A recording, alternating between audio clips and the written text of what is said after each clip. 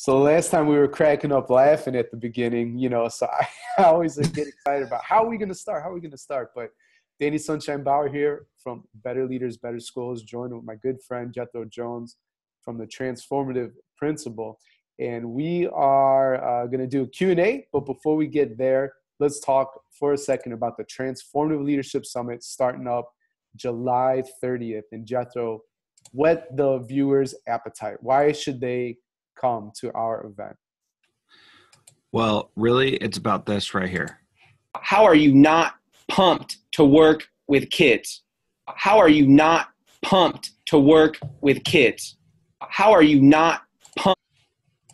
All right, so that is Adam Welcome, and you can check out a little teaser for that video at transformativeleadershipsummit.com and a bunch of other ones. We're still going through and creating all those little teaser videos, and I got to tell you, it is awesome. People are sharing some really amazing things about empowerment. In fact, I just got an email this morning from Jason, who just joined, and everybody who joins, I ask them, what does empowerment mean to you? And I thought this from Jason was really fascinating. It says, empowerment to me means giving others the anonymity to be able to try new things and be innovative. I've never thought about having anonymity as part of empowering someone, but the way that I think that means is that you don't not know who they are, but the failure is invisible to you, or the bad parts about failure are invisible, because he continues and he says that innovation successes should be celebrated, and on the flip side, failing forward and learning from mistakes is imperative. And so that's what he thinks empowerment means. I thought that was a great definition, and we've just got so much awesome content. It's just unbelievable. And you and I have just been cranking through these interviews, and they are amazing from top to bottom with so much good stuff. And so transformativeleadershipsummit.com, there's a ton of teaser videos on there, and you can watch minutes, 2 minutes of each of those interviews so far, and they are just fantastic. It's going to be a great conference this year. How are you not pumped? I love that image video that you made. And man, people could sign up. It's free. And I tweeted out, I saw actually a lot of people retweeted, a lot more than normal too. So they must have responded to the message, which, I'm always interested and curious about that. But what I tweeted out was that more people attend this event than NASSP or NAESP, these National Principals Conferences. Not taking anything wrong, away from them. Those are incredible conferences, connect, build relationships, learn a lot. We're going to those events. So believe me, right. I see the value in them. But this is something that I think really meets people where they're at. Literally, it could be where you're at on your couch, in your bed, still in your pajamas, or you could be at work in a suit. Doesn't matter. You can have a nice hat, Texas shirt, or the dress shirt that Jethro has. Does not matter. It meets you where it's at, and it's completely free. 2,500 people came to it last year. This year, we're hoping for 5,000. That would be absolutely incredible. Yep, and we've already got 2,300 people so far. Are you serious?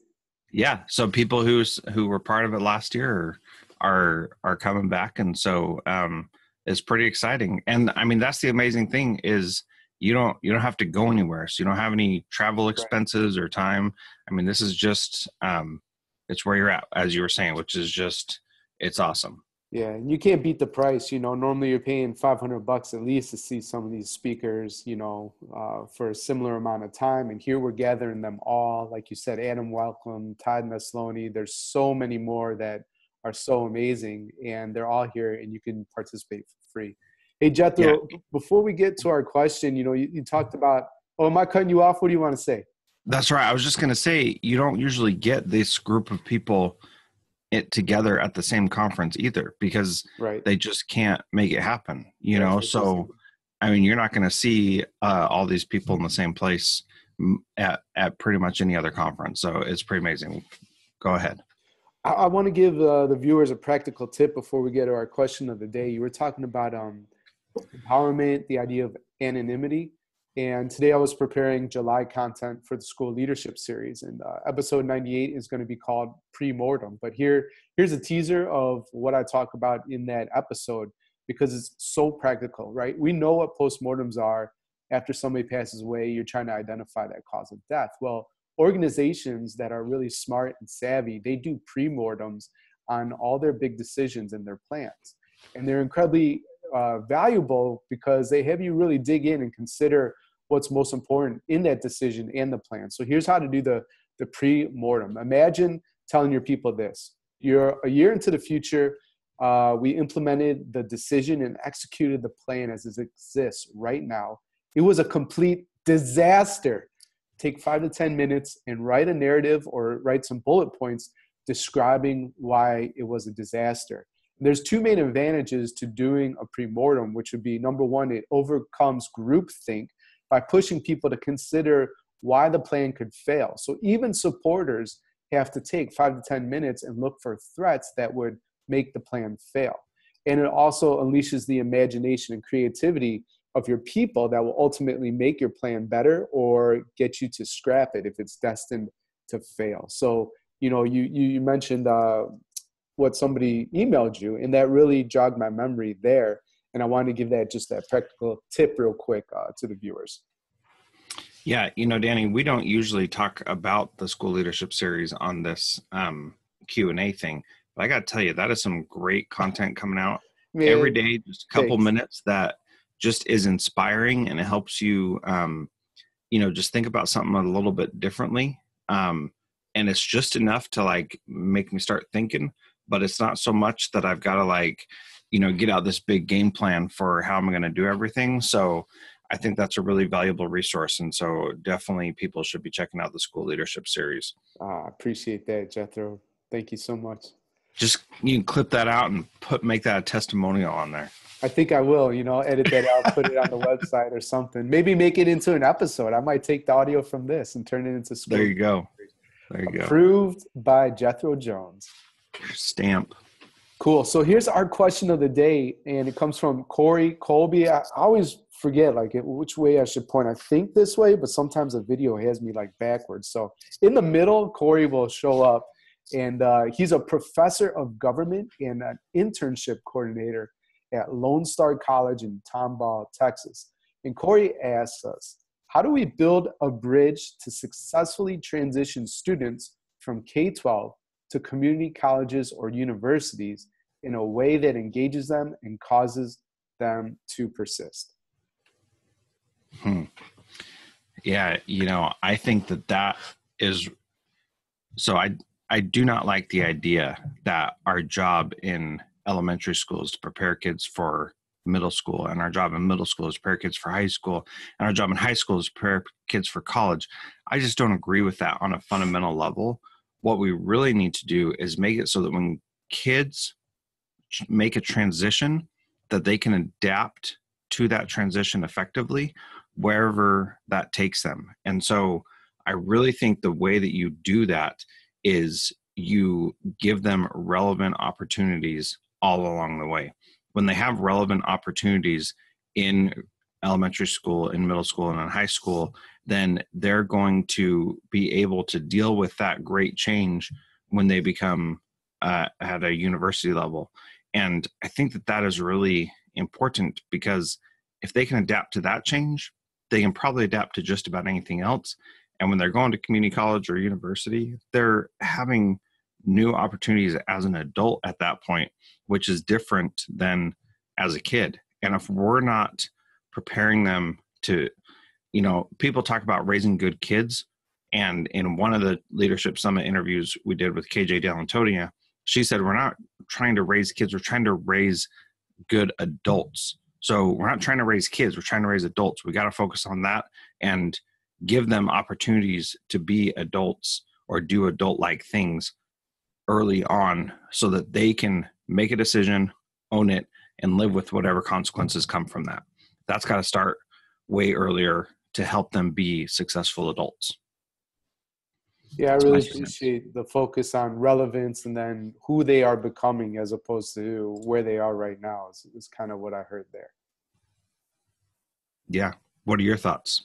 Um, Partnerships. So obviously trying to supplement those, whatever you're doing already at the school, you probably could be doing a bit more, or maybe you're not partnered with a local community college or university at all. And if that's the case, then find ways that you can do that. And you could easily start by sending an email, picking up the phone, creating a personal video, and that'll set you apart from everybody else and starting that relationship. I think some of the things that I've seen that have been most successful are those high schools that already have the Build Bridge program built in, right? So it's summer type programs that sophomores through seniors can actually go to campus 1 to 2 weeks. Maybe it's regarding engineering, maybe it's collegiate level writing, and they're actually engaging in that content, right? And all the different challenges that they have. Also getting a bit of campus life and enjoying that over the summers. Or bridge programs where sometimes they take fewer classes on your campus and actually go to the college campus for a few credits, so you have to get creative with your schedule and get some flexibility within there. But there are a lot of programs where kids can actually go to college campuses while they're still a student in high school and start earning those credits. So I think those are two great ways that people can definitely bridge that gap a bit. Yeah, I think that's great advice too. And that partnership can start young. Rob Carroll out in Kentucky, elementary school principal, takes every student to a college tour from kindergarten through 5th or 6th grade, whatever they have there. Super and cool. so they just do a tour of the colleges, and As each a kindergartner. Yeah.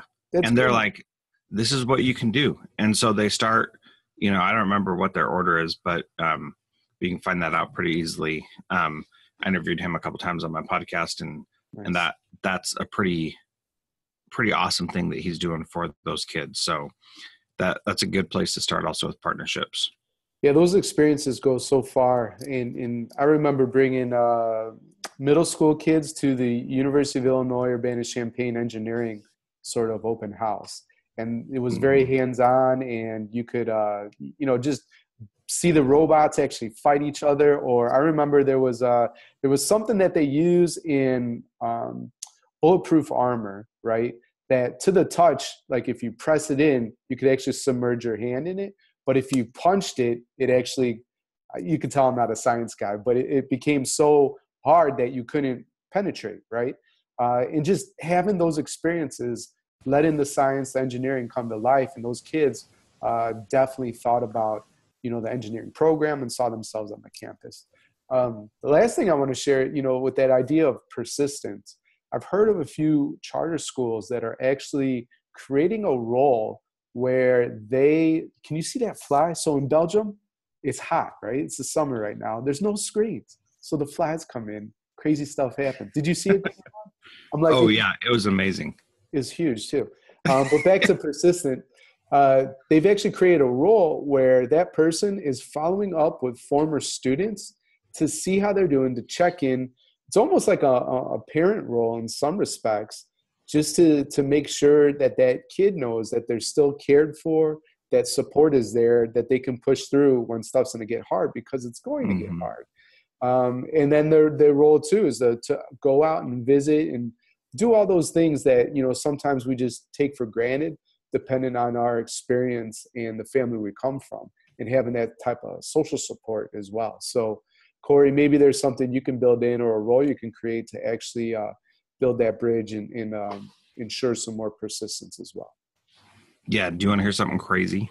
I do want to hear something crazy. Let me have it, Jethro. So I'm working on designing this K-12 school in my district right now, which is so exciting. It's a dream come true.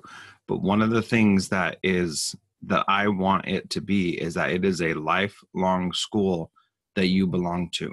So when you become an adult, or, you're 30 years down the road, you're done with high school, but you want to change careers or something, this would be the place that you would go to get advice and support and help.